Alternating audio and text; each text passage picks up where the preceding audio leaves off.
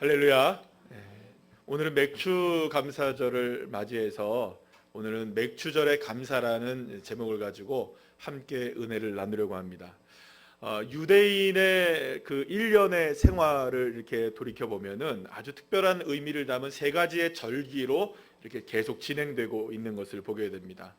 그것을 우리가 보통은 구약의 3대 절기다 이렇게 얘기하는데, 혹시 여러분 구약의 3대 절기가 어떤 절기인지 아십니까? 유월절 하나이고요. 그 다음에 오늘 우리가 지키는 맥주절, 칠칠절이라고도 부르고요. 그 다음에 마지막으로 한 가지의 절기가 더 있는데, 이 절기가 수장절이라는, 초막절이라고 하던 수장절입니다.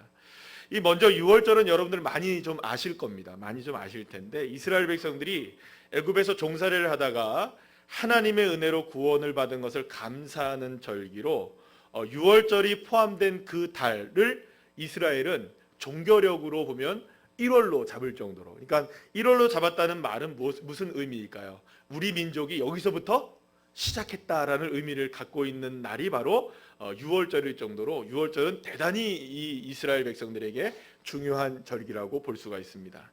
그 다음 오늘 우리가 보내게 되는 이 맥주절은 미래 수확을 기뻐하며 감사의 절기를 지내게 되는데, 대략 그 1년의 흐름의 절반 정도가 되는 때에 맥주절이 다가오게 되는 것을 보게 됩니다. 또 세 번째로 지키는 절기가 추수하여 저장한다는 의미의 수장절인데요.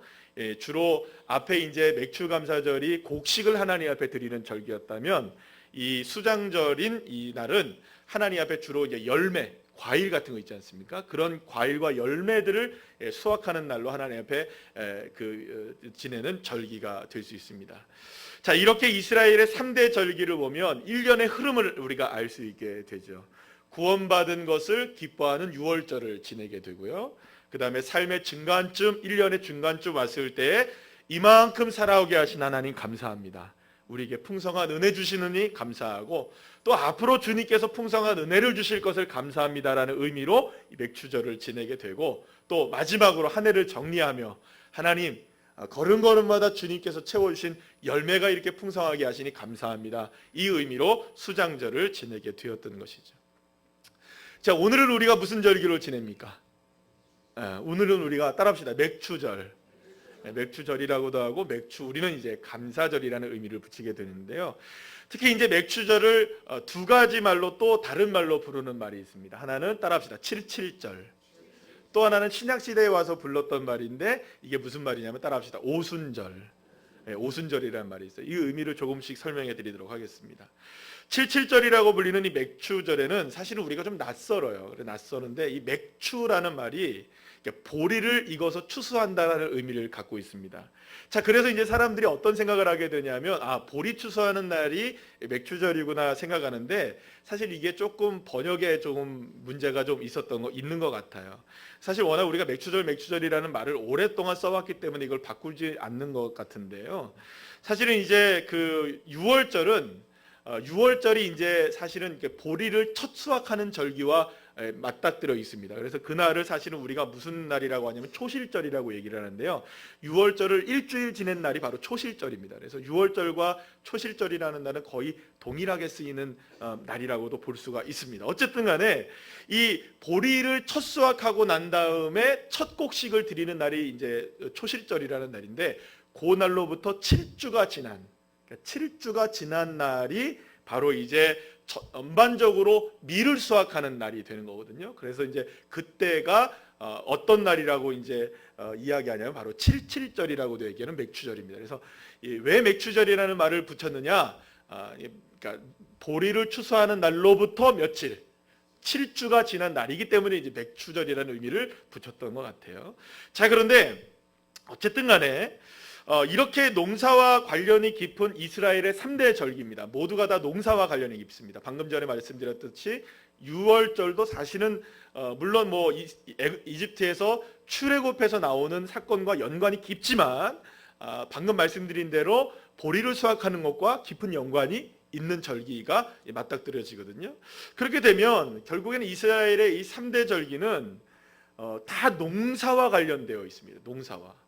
여러분, 농사와 관련되어 있는 이런 절기를 21세기 4차 산업시대, 살아가고 있는 우리가 이 맥추절을 지낸다? 그리고 또 이스라엘의 전통 절기를 왜 우리가 오늘 이 시간 특별한 절기를 가지고 지내는가? 어떤 분들은 또 이렇게 생각하실 수도 있습니다. 11월에 가면 무엇이 있습니까? 보통 우리가 추수감사절이라는 절기를 지내지 않습니까? 추수감사절도 있는데 굳이 또 하나의 감사절을 왜 지내야 하느냐라고 생각하시는 분들도 있을지 모르겠습니다.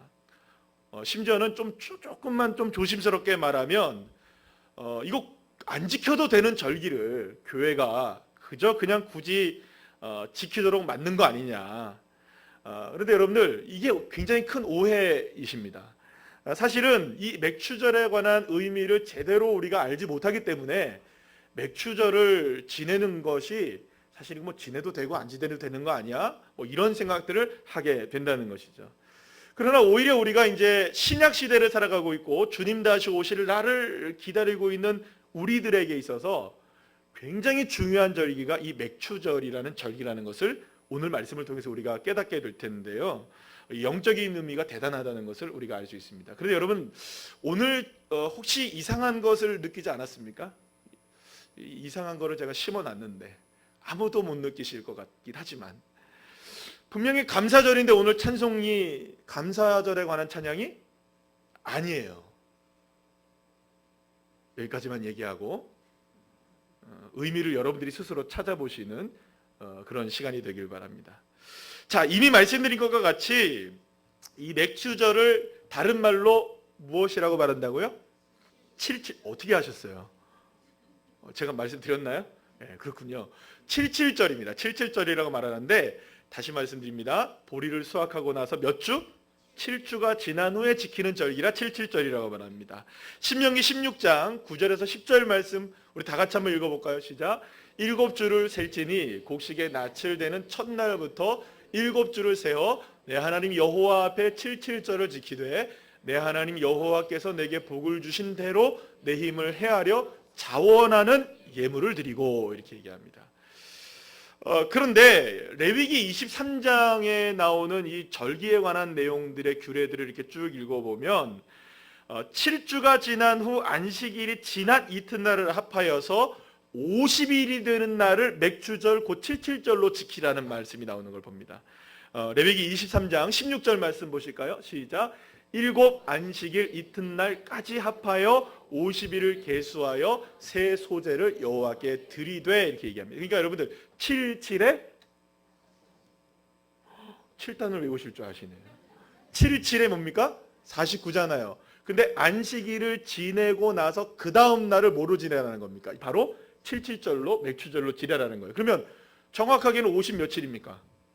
51일이잖아요. 근데 안식일을 그냥 지키는 것으로 빼자는 겁니다. 그래서 50일 되는 날에 이 뭐를 지키자는 겁니까? 77절 맥추절을 지켜라 이런 의미가 되는 겁니다. 자, 그러니까 여러분 대충 감이 오시죠? 50일이라는 숫자인 오순절이 어디서 나왔다는 의미를 아시겠죠? 77절이 어디서 대충 나왔는지를 이제는 조금 아시겠죠? 자, 그런데요 제가 이렇게 오늘 설교를 하면서 사실은 이게 지금 이 오늘 설교를 들으면서 저는 굉장히 큰 곤욕을 치렀습니다. 상당히 힘들었습니다. 이 지금 사실은 오늘 제가 말씀드리는 걸 보면 계속 무엇에 대해서 말씀드리고 있는 것 같습니다. 숫자를 많이 말씀드리고 있죠. 사실은 성경에서 이 숫자를 맞춰가지고 설교한다는 게 굉장히 힘든 일입니다. 이게 사실 신학적으로도 그렇고 성경적으로도 그렇게 정확하게 맞아떨어져야 되는데 제가 여러분들에게 고백할게요. 제가 이걸 묵상하고 난 다음에 언제까지 이 숫자가 안 맞춰졌냐면 오늘 새벽 3시까지 안 맞춰졌습니다. 믿거나 말거나. 제가 얼마나 속이 탔는지 몰라요. 그러니까 여러분 속이 타면요. 제가 저희 집에서 속이 타는데 설교가 준비가 안 될 때는요. 멍해집니다. 사람이. 그리고 다른 짓을 하게 됩니다. 왜냐하면 다른 짓을 하면은 뭔가가 떠오를 것 같은 생각들이 나올 때가 있거든요. 그래서 집에서 멍하게 새벽까지 가만히 이게 도대체 뭐지? 어떻게 되니? 제가 처음에 생각한 계산하고 틀려가지고요. 너무 애를 먹었습니다. 그런데 주님께서 저를 긍휼히 여겨주셔서 여러분들에게 은혜를 더하시려고 이 숫자를 놀랍게도 맞춰주시는 은혜를 제가 억지로 맞춘 건 아니고요. 좀 이따 제가 드디어 빠밤 공개하겠습니다. 별로 그렇게 감동이 없으니 저는 굉장히 감동스럽거든요. 오늘. 자, 어쨌든 성경이 정말 치밀하다는 것을 제가 다시 한번 이렇게 보게 됩니다. 얼마나 하나님이 치밀하신지. 사실 이렇게 하나님의 말씀을 이렇게 전하면서 이게 목사로서 이 설교를 준비하고 말씀을 연구하는 사람으로서, 전하는 사람으로서 이게 말씀이 정확하게 하나님의 말씀이 이게 떨어지기, 이렇게 맞아 떨어질 때에는 놀라운 하나님의 은혜를 발견하게 됩니다. 자, 물론 여러분, 제가 오늘 말씀드리는 이 숫자는 사실은 그다지 중요하진 않습니다. 사실은 뭐 숫자가 그렇게 중요한 건 아니지만 적어도 이 숫자를 맞춰나가고 맞춰가시는 하나님의 치밀하신 계획이 얼만큼 중요하느냐, 따라합시다. 약속하신 하나님의 뜻을 반드시 이루신다. 믿습니까? 그러니까 하나님이 숫자를 맞춰나가시는 것처럼 무엇을 이루어 가신다는 겁니까? 저와 여러분에게 약속하신 약속의 말씀을 이루어 가신다는 거예요. 자, 그렇다면 맥주전을 통해서 우리가 깨닫기 원하시는 것은 과연 무엇일까요? 물론 곡식을 비롯해서 모든 것을 풍성하게 채우신 하나님 감사합니다. 이 날 맞습니다. 그죠? 맥주절에 관한 성경 구절과 77절에 관한 성경 구절을 읽어보면 전부 다 하나님 앞에 이렇게 영적으로 감사합니다, 하나님 앞에 올려드립니다, 이런 내용들이 굉장히 많이 나와 있습니다. 자, 그런데 그것 분명히 맞지만 그 감사를 뛰어넘는 감사가 우리에게 분명히 존재한다는 것이죠. 자, 그렇다면 우리가 하나님 앞에 진정으로 감사해야 될 것이 무엇인가, 이것을 우리가 함께 말씀을 통해서 함께 나눠보도록 하겠습니다. 특히 제가 오늘 본문 말씀을 출애굽기 19장 말씀으로 정했어요. 여러분, 출애굽기 19장과 여기서 보면 맥주절이나 77절이나 뭐 이런 얘기가 한마디라도 나올까요, 안 나올까요? 전혀 안 나와요. 1절부터 여러분들 끝까지 읽어보셔도 25절까지의 말씀을 읽어보셔도 한 말씀도 나오지 않습니다. 자, 그런데 왜 오늘 맥주절을 맞이해서 이 말씀을 본문으로 정했느냐? 특히 여러분 19장과 20장 말씀에 연결되는 말씀이 뭐냐면, 여러분 한번 20장 말씀 이렇게 살짝만 펴보시죠. 무슨 내용이 나옵니까? 십계명이 나와요. 그러니까 19장을 통하여서 20장에 이르러서 드디어 하나님이 뭘 주시는 겁니까? 십계명을 주세요. 십계명을 주세요. 자, 그러니까 도대체 그러면 목사님, 이게 지금 맥주절과 십계명이 무슨 관계가 있고 이 숫자들이 무슨 관계가 있습니까? 제가 지금부터 이제 함께 말씀을 나누려고 합니다. 좀 정신을 오늘은 좀 바짝 좀 눈을 크게 뜨시고, 옆에 있는 분들이 이렇게 주님 앞에 할렐루야 감사합니다 이렇게 묵상하신 분들이 있으면 좀 이렇게 눈을 뜨시라고, 오늘은 눈을 뜨셔서 감사하시라고 이렇게 해주시면 감사하겠습니다. 자, 오늘 본문 1절 말씀을 우리 다 같이 한번 읽어볼까요? 시작. 이스라엘 자손이 애굽 땅을 떠난 지 3개월이 되던 날 그들이 시내 광야에 이르니라. 아멘. 이스라엘 백성들은 애굽 땅에서 430년 동안의 삶을 모두 청산하고 3개월이 되던 날에 어디에 도착했다고요? 시내산에 도착했다고 성경은 말합니다. 그동안 하나님은 이스라엘 백성들에게 놀라운 은혜를 베풀어 주셨습니다. 오늘 4절에서 6절 말씀을 함께 다 같이 읽어볼까요? 시작. 내가 애굽 사람에게 어떻게 행하였음과 내가 어떻게 독수리 날개로 너희를 업어 내게로 인도하였음을 너희가 보았느니라. 세계가 다 내게 속하였나니 너희가 내 말을 잘 듣고 내 언약을 지키면 너희는 모든 민족 중에서 내 소유가 되겠고 너희가 내게 대하여 제사장 나라가 되며 거룩한 백성이 되리라. 할렐루야. 사랑하는 여러분, 하나님이 이스라엘 백성들을 이렇게 이끄셨습니다. 이렇게 인도해 주셨습니다.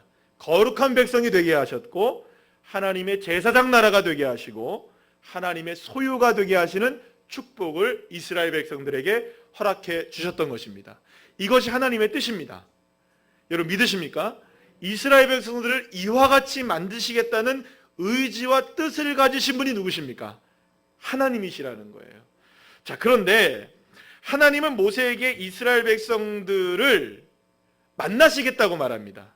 물론 지금까지도 계속해서 만나셨습니까? 안 만나셨습니까? 만나셨는데 이제 시내산에서 직접 이스라엘 백성들에게 임재하셔서 그들과 만나시겠다는 말씀을 하십니다. 그들 위에 강림하실 것이다 말씀하시는데 출애굽기 19장 10절에서 11절 말씀입니다. 10절에서 11절 말씀 다 같이 시작. 여호와께서 모세에게 이르시되 너는 백성에게로 가서 오늘과 내일 그들을 성결하게 하며 그들에게 옷을 빨게 하고 준비하게 하여 셋째 날을 기다리게 하라. 이는 셋째 날에 나 여호와가 온 백성의 목전에서 시내산에 강림하실 것이니 라고 말씀합니다. 그렇다면 여러분 잘 보세요. 출애굽을 해서 3개월 만에 어디에 도착했습니까? 시내산에 도착했어요. 그런데 주님이 지금 모세와 대화를 나누시는 중에 며칠 후에 3일 후에 내가 시내산에서 이스라엘 백성들 위에 강림할 것이다 라고 말씀하세요. 자, 그런데 왜 3일 후에 하나님이 만나실까요? 이게 이제 문제입니다. 아니 오늘 그 시간에 바로 임재하셔도 괜찮잖아요. 아니면 이틀 후에도 괜찮고, 그죠? 혹은 일주일 후에도 괜찮고. 여기서 보면은 이틀 동안에 뭘 하라고 말합니까? 이스라엘 백성들이 옷을 빨고 성결하게 만드는 거예요. 그러면 오늘 당장 성결해도 괜찮고, 내일 하루여도 괜찮고, 일주일 동안도 괜찮고, 열흘도 괜찮고, 더 괜찮잖아요, 그죠? 근데 굳이 며칠 동안, 이틀 동안 성결하게 하고 3일째 만나겠다. 자, 그런데 이렇게 무엇인가를 준비해야를 성결하게 하고 정결하게 하는 준비의 기간을 보낸 이후에 하나님께서 만나려고 했던 것은 단지 3일 후에 너희들 이렇게 깨끗하게 하고 만나자라는 의미보다는 더 깊은 의미가 포함되어 있다는 것이죠. 자, 이것이 바로 뭐냐면 따라합시다. 날짜를 맞추시는 하나님. 이 날짜를 맞추시는 하나님의 놀라운 계획하심이 여기에 숨겨져 있다는 겁니다. 그렇다면 도대체 무슨 날짜를 하나님이 맞추신 것일까요? 자, 이제부터 조금 더 집중하시기를 바랍니다. 집중. 날짜를 좀 계산해야 하기 때문에 여러분들 조금 헷갈리실 수 있습니다. 조금은 복잡한 이야기이지만 가능하면 제가 쉽게 설명을 하도록 하겠습니다. 이해를 좀 쉽게 해드리기 위해서 제가 아예 표를 좀 만들어 왔습니다. 한번 표를 좀 보여주시죠. 잘 보이실지 안 보이실지 모르지만 이게 도대체 무슨 의미냐. 다음 이렇게 표를 보시면요, 이스라엘에서 하나님이 이스라엘 백성들에게 유월절로 지키라는 날이 1월 14일입니다. 이것이 이제 유월절의 규례가 되는데, 이 1월 14일 날 지키라는 것은 출애굽기 12장 2절에서 3절에서 친히 하나님께서 정확하게 정월 14일에 지켜라 딱 주님이 말씀하셨어요. 그래서 1월 14일이 무슨 날이라고요? 유월절입니다. 바로 이 날이 무슨 날입니까? 이스라엘 백성들이 출애굽한 날이에요. 그러니까 이날 이스라엘 백성들이 출애굽을 합니다. 그리고 나서 1월 14일부터 시작해서 1월 달은 유대인의 달력 가운데 며칠까지 있냐면 30일이 있습니다. 그리고 2월 달은 29일이고요. 또 3월 달은 며칠일까요? 30일. 그래서 30일, 29, 30, 29, 30, 29 이렇게 쭉 진행되는 게 유대인의 달력이에요. 자, 그러면 보세요. 1월 14일부터 시작해서 1월 30일까지, 그리고 2월은 29일까지 3개월이 되던 날 3월 1일은 6월절인 1월 14일부터 시작하면 정확하게 며칠째 되는 날이 되냐면 47일째가 되는 날이 됩니다. 아직까지 이해를 못 하시겠죠? 어렵습니까? 저도 어려웠으니 여러분들은 오죽하시겠습니까? 그리고 3일이 지난 다음 3일이 지나면 그날이 무슨 날이 되는 겁니까? 50일이 되는 날이에요. 자, 다시 한번 좀 생각해 보죠. 여러분, 이게 무슨 말이냐면요, 이렇게 보면 출애굽한 날이 6월절이니까 이스라엘 백성들이 시내산에 도착한 날이 며칠째 되는 날에 시내산에 도착한 겁니까? 47일째 되는 날에 도착을 한 거예요. 그리고 그날이 3월 1일이니까 그리고 3일 후인 50일이 되는 날에 하나님께서 이스라엘 백성들 위에 어떻게 하신 거라고요? 강림하신 날이 된 겁니다.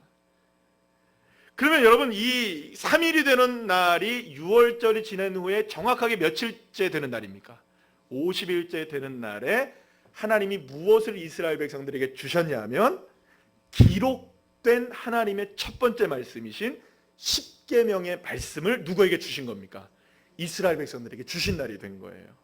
출애굽기 19장 16절 말씀과 20절 말씀, 그리고 출애굽기 20장 1절에 3절 말씀을 저희들이 계속해서 한번 읽어보도록 하겠습니다. 16절입니다. 시작. 셋째 날 아침에 우레와 번개와 빽빽한 구름이 산 위에 있고 나팔 소리가 매우 크게 들리니 진중에 있는 모든 백성이 다 떨더라. 20절. 여호와께서 시내산 곧 그 산 꼭대기에 강림하시고 모세를 그리로 부르시니 모세가 올라가매. 20장 1절에 3절까지 말씀입니다. 시작. 하나님이 이 모든 말씀으로 말씀하여 이르시되 나는 너를 애굽 땅 종되었던 집에서 인도하여 낸 하나님 여호와니라. 너는 나 외에는 다른 신을 내게 두지 말라. 그러니까 바로 이 50일째 되는 날에 모세를 통하여서 하나님은 놀랍게도 이스라엘 백성들에게 임재하셨을 뿐만 아니라 무엇보다 하나님이 직접 말씀하시고 하나님이 직접 새겨 넣으신 십계명의 말씀을 모세를 통하여 누구에게 주셨다는 겁니까? 이스라엘 백성들에게 주셨다는 거예요. 자, 그런데 놀라운 것은 바로 이 6월절 이후 50일이 되던 날 하나님께서는 이스라엘 백성들에게 말씀으로 임재하시는 날이 되었고, 그리고 오늘 우리가 맞이하는 이 날이 바로 맥추절인 것입니다. 그리고 신약 시대에 가서는 이 맥추절을 오순절로 지키게 되는데, 그 오순절은 우리가 너무나 잘 알다시피 신약 시대에 성령의 강림이 이루어진 그 날이 무슨 날입니까? 오순절이었던 것이죠.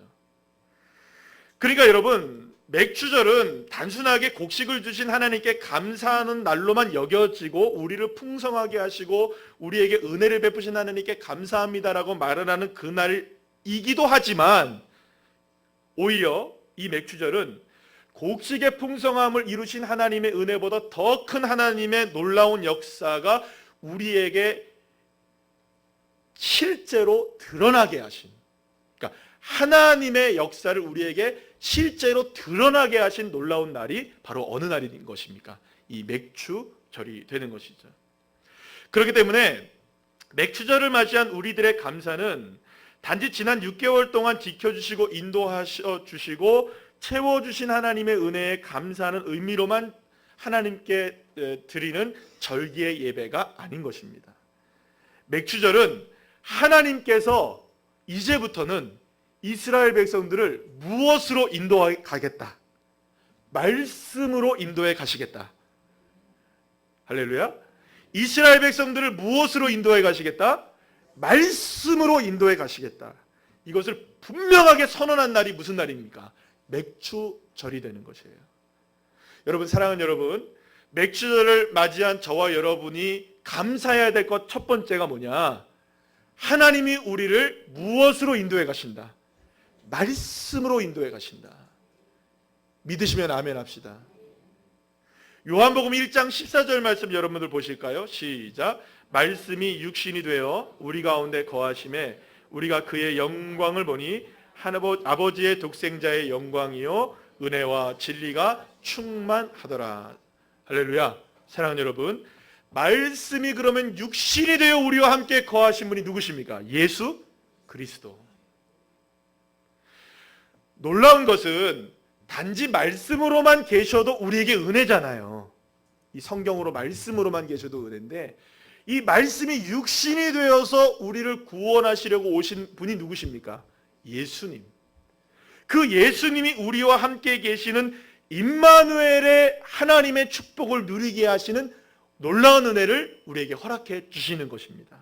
그런데 예수님께서 이 땅에 말씀이 되어 육신이 오신 것은 단지 예수님이 육신을 입고 오신 것만 의미하는 것이 아닙니다. 예수님은 십자가에서 죽으셨습니다.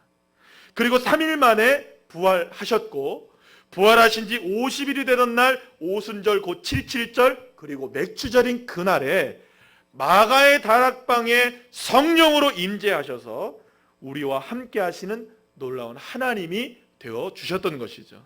사랑하는 여러분, 여기에 놀라운 비밀이 숨겨져 있는 겁니다. 이스라엘의 절기 중에 중앙에 있는 이 맥추절의 의미 가운데 하나는 우리와 말씀으로 함께 하시는 하나님이 강림하신 날, 할렐루야. 그 말씀이 육신이 되어 역사하시도록 우리도록 인도하신 그날, 예수 그리스도의 은혜, 성령님의 강림하심으로 영원히 우리와 함께 계시는 성령의 충만한 역사. 그러면 여러분, 이 맥추절을 통하여 신구약을 관통해 보면 이 날은 성부 하나님, 성자 하나님, 성령 하나님이, 삼위 하나님이 모두가 다 놀랍게 역사하고 계시는 능력의 날이 바로 이 맥추 감사절이 된다는 것이죠. 사랑하는 여러분, 어찌 보면 하나님이 이토록 우리에게 나타나시기를 원하신 날이 어떤 날입니까? 맥추절이 되는 거예요. 그저 단순하게 우리가 감사하며 지내고 주님 풍성해서 감사합니다, 채우셔서 감사합니다, 이 정도의 감사로 우리가 끝낼 날이 아니고 하나님이 나타나시고 하나님의 말씀으로 인도하시고 성령으로 이끌어 가시고 내 주 예수님 나와 동행해 계시는 그 놀라운 이 삼위 하나님의 역사가 일어나는 날이 바로 어느 날입니까? 맥추절이 된다는 것이죠. 그러니 여러분, 저는 이렇게 생각합니다. 제가 사실은 이 맥추절에 관한 이 말씀을 거의 한 달 정도를 계속 묵상해 왔어요. 근데 사실은 원고를 다 써놓고 제가 말씀드린 대로 계산이 좀 뭔가 안 맞는 것 같았어요. 뭔가 좀 찜찜했어요. 그래서 이제 어제 밤 새벽 3시 반에 이거를 드디어 이렇게 조금 풀어냈던 것 같아요. 마지막으로. 그래서 굉장히 많이 원고도 수정하고 이렇게 다시 했습니다. 제가 이 맥추절 말씀을 준비하면서 우리가 정말 맥추절을 맞이하면서 이렇게 단순하게 감사하는 날이 아니구나. 하나님이 얼마나 우리와 함께 하시길 원하시는 날인지, 하나님이 나와 함께 하시는 놀라운 축복의 날임을 우리가 믿음으로 고백하고 때로는 우리에게 채워지지 않아도 감사할 수 있고, 할렐루야, 우리에게 부족해도 감사할 수 있는 날. 왜 그렇습니까? 채우지 않으셔도 하나님이 우리에게 말씀으로 역사하시는 날이니 감사할 수 있고, 성령으로 인도하시니 감사할 수 있고, 나는 죽고 예수로 살 수 있으니 감사할 수 있는 날. 이 날이 바로 맥추절이구나. 그래서 여러분, 넘치는 감사가 오늘 이 맥추절을 통해서 일어나게 되시기를 간절히 축원합니다. 자, 그런데요, 여기서 또 깊은 영적인 의미를 한 가지 더 살펴보려고 합니다. 이것은 이스라엘 3대 절기를 전체로 우리가 함께 볼 수 있는 내용인데요, 좀 더 다른 방식으로 바라보면 이스라엘 민족의 긴 여정과도 관계가 있습니다. 자, 유월절은 실제로 어디에서 지내게 되었나요? 첫 번째 유월절은 사실은요, 홍해를 지나기 전에 이 유월절을 지내게 됩니다. 이해가 되십니까? 언제 지냈습니까? 그러니까 결국에는 아직까지는 어느 땅에, 애굽 땅에서 주님이 구원하신 것에 대한 감사로 드렸어요. 그러니까 이 유월절은 사실은 구원의 여정의 첫 단추를 이야기하는 겁니다. 구원의 여정의 무슨 단추요? 첫 단추를 말하는 것이 이 유월절 절기가 되는 거예요. 자, 그래서 홍해를 건너와서 첫 시내산에 도착해서 하나님 앞에 예배를 드렸던 그 강림하신 날, 그날이 무슨 날이 된 겁니까? 맥추절이 된 거예요. 그러면 맥추절의 근본적으로 우리가 보게 되는 맥추절의 이 땅은 그 애굽 땅인 다음에 어디가 되는 겁니까? 시내산이지만 우리가 보통 40년 동안 이스라엘 백성들이 거하게 되었던 어느 땅을 이야기하는 걸까요? 광야를 이야기하는 거죠. 그리고 마지막으로 세 번째 절기가 어느 절기라고 말씀드렸어요? 혹시 기억나십니까? 수장절이라고 말씀드렸는데, 이 수장절은 실제로 이스라엘 백성들이 요단강을 건너가서 가나안 땅에서 드리게 됩니다. 그러면 여러분, 딱 그려지시죠? 유월절은 어디에서 있었습니까? 아직 애굽 땅에 있을 때, 구원의 은혜 첫 번째. 두 번째 맥추절은 이제 막 광야의 40년을 시작하려고 하는 시점에서 이 맥추절을 지내게 됐고요. 그리고 나중에 요단강을 건너가서 수장절을 지내게 돼요.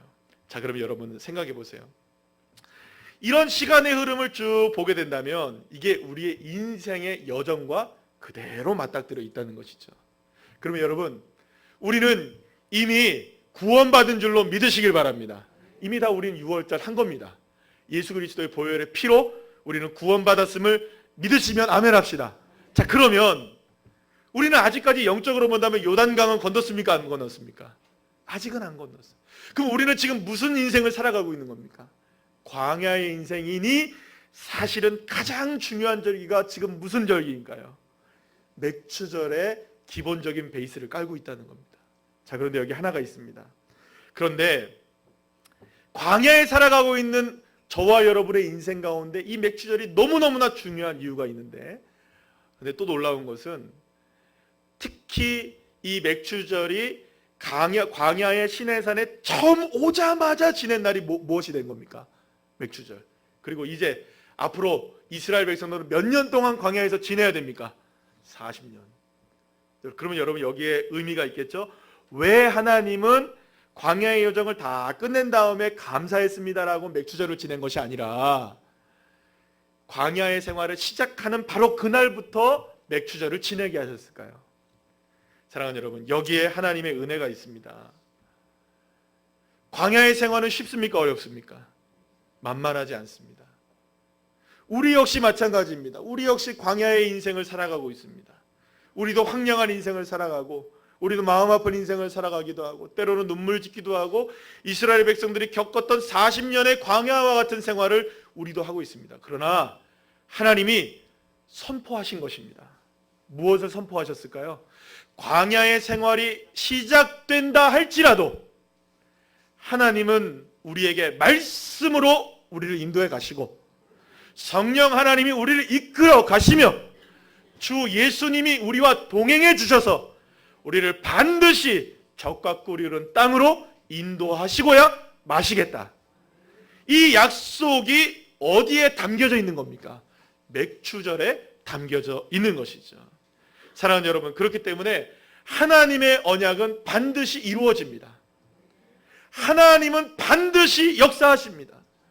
우리의 삶의 여러 가지 어려움과 고통과 환난과 광야의 생활, 수많은 눈물과 한숨과 어려움 속에서도 우리에게 선포하시고 계시는 겁니다. 걱정하지 마라. 내가 너를 인도할 것이다. 걱정하지 마라. 내가 독수리와 날개로 너를 인도해 낼 것이다. 내가 너를 반드시 민족 중에 내 소유가 되게 할 것이고, 내가 너를 제사장의 나라가 되게 할 것이며, 너를 거룩한 백성이 되게 할 것이고, 내가 너를 민족 위에 뛰어난 인생으로 만들어 내고야 말겠다. 믿으십니까? 사랑하는 여러분, 그렇기 때문에 우리는 안심할 수 있는 겁니다. 맥추절을 맞이한 저와 여러분이 감사할 수 있는 것은 비록 오늘의 삶 가운데 우리에게 눈물이 있다 할지라도 약속하신 하나님의 말씀이 주어진 날이기 때문에, 약속하신 성령이 우리에게 임재하신 날이기 때문에, 주님이 내 안에 살아계심을 확증하신 날이기 때문에 우리는 주님을 믿고 걸어갈 수 있는 것입니다. 믿으십니까? 이 맥추절에 하나님의 감사의 역사가 여러분들에게 일어나기를 간절히 축원합니다. 제가 이제 말씀을 맺으면서 맥추절과 관련된 신약 성경에 나오는 한 가지 사건을 말씀을 하면서 제가 말씀을 마치려고 해요. 요한복음 5장에 보면 우리가 너무나 잘 아는 사건 하나가 나옵니다. 이 그 베데스다 연못에 38년 된 병자가 앉아 있어서 이 연못이 움직이기를 기다리는 거예요. 왜 움직이기 기다리는가요? 먼저 들어가는 사람이 모든 병이든 다 낫게 되거든요. 그런데 이 말씀을 전하고 있는 요한복음 5장 1절 말씀 우리 다 같이 한번 읽어볼까요? 시작. 그 후에 유대인의 명절이 되어 예수께서 예루살렘에 올라가시니라 라고 합니다. 자, 그런데 여기서 그냥 유대인의 명절이라고만 나와요. 6월절인지 이게 맥추절인지 수장절인지 잘 몰라요. 자, 그런데 이스라엘 백성들이 반드시 3번, 1년에 3번 이 그 성전에 올라가서 하나님 앞에 보여야 되는 절기가 방금 말씀드린 이 3대 절기거든요. 6월절, 맥추절, 이 수장절인데요. 이 절기가 무엇이냐에 대해서는 사실은 지금도 여전히 신약 학자들 사이에 논란은 여전히 있습니다. 그래서 사실은 뭐 칼빈 같은 분은 이 성경에서 말씀하고 있는 구절에서 명절이 무엇인지에 대해서는 그다지 중요하지 않다. 더 중요한 건 안식일의 문제다. 이렇게 얘기를 합니다. 사실은 이 본문에서 쭉 보게 되면 안식일의 문제가 굉장히 중요하게 대두가 되고 있는 것을 보게 됩니다. 왜냐하면 이 38년 된 병자를 고친 날이 어느 날이니까 안식일이었거든요. 그런데요, 여러분, 오늘 우리가 지금 맥추절에 관한 이야기를 나누고 있잖아요. 그래서 저는 이 구절이 다르게 보인 거예요. 도대체 이 명절이 무슨 날일까? 그래서 이제 자료를 쭉 찾아보다가 이 날이 지금 요한이 이야기하고 있는 유월절과 수장절은 아니다라는 것을 발견하게 됩니다. 왜냐하면 유월절은 유월절이라고 분명히 말하거든요. 그런데 유월절을 말하고 난 이후에 이 말씀이 나오는데 유월절 명절이 됐다는 말을 안 해요. 그러면 여러분, 이 날이 수장절도 아닌데요. 그러면 딱 하나 남는 절기가 하나 있어요. 무슨 날이죠? 이 맥추절인 거예요. 그래서 물론 여기에 대해서는 정확하게 아직까지 합일된 부분은 없지만 그럼에도 불구하고 이 날을 충분하게 맥추절로 볼 수 있는 가능성이 많다는 겁니다. 근데 중요한 게 있어요. 바로 이 날에 38년 된 병자가 물이 움직이는 것만 보고 있고, 그죠? 세상을 의지하지 해도 되지 않고 38년 동안 꼼짝달싹 못하고 갇혀있는 인생, 한 발짝도 움직이지 못하고 있던 그 인생이 바로 맥추절에 누구를 만나심으로, 예수 그리스도를 만나심으로 일어나 자리를 들고 걸어가는 역사가 일어나게 되었다는 것이죠. 할렐루야. 저는 이 사건을 묵상하면서 그렇구나, 우리의 인생도 어쩌면 38년 된 병자와 다를 바가 없는 인생인데 헛된 것 구하기도 하고 잘못된 인생을 살기도 하고 때로는 아픔을 겪기도 하고 내가 앞서가려고 해도 앞서가지 못하고 날마다 뒤처져서 38년 동안 혹은 더 오랜 세월 동안, 짧은 시간일지도 모르겠지만 우리 나름대로의 갇혀진 인생, 진정한 자유를 누릴 수 없는 인생, 우리의 힘으로 할 수 없는 인생 가운데 살아가고 있는 이 광야 같은 인생이라 할지라도, 사랑하는 여러분, 예수님만 만나시면 예수님께서 우리를 향해서 자리를 들고 일어나라 말씀만 하시면, 할렐루야, 우리 인생이 일어나 걸을 수 있게 되는 놀라운 축복으로 역사하시는 줄로 믿으시길 바랍니다. 사랑하는 여러분, 일어나 걷는 인생 되기를 원하십니까? 소망 없던 삶이 희망이 되고 소망 없던 삶에 하나님의 은혜가 넘치시기를 간절히 원하십니까? 자, 그렇다면 살아가야 할 광야와 같은 세상 속에서도 우리가 딱 한 분 붙잡으시면 되는 겁니다. 여호와 하나님, 주 예수 그리스도, 성령 하나님, 이 삼위의 하나님을 붙들고 살아갈 때 우리에게는 감사가 이미 넘쳐나는 인생이 되는 것입니다. 자, 그렇다면 맥추절의 감사를 기억하시길 바랍니다. 하나님이 말씀이 나와 함께 하시는 날. 그래서 여러분, 오늘 찬양을 그걸 부른 거예요. 주의 말씀 받은 그날 참 기쁘고 즐겁도다. 할렐루야. 기쁘고 기쁜 날이 어떤 날입니까? 하나님의 말씀을 붙들고 살아갈 수 있기에 우리는 기쁜 것이죠. 예수님이 나를 구원하시고 내 안에 함께 계심이 믿어지기에 감사한 날이 맥추절의 감사가 되는 것이고요. 어떠한 상황에서도 성령님이 나를 인도하시는 오순절의 역사가 맥추절의 감사절이니 감사한 것입니다.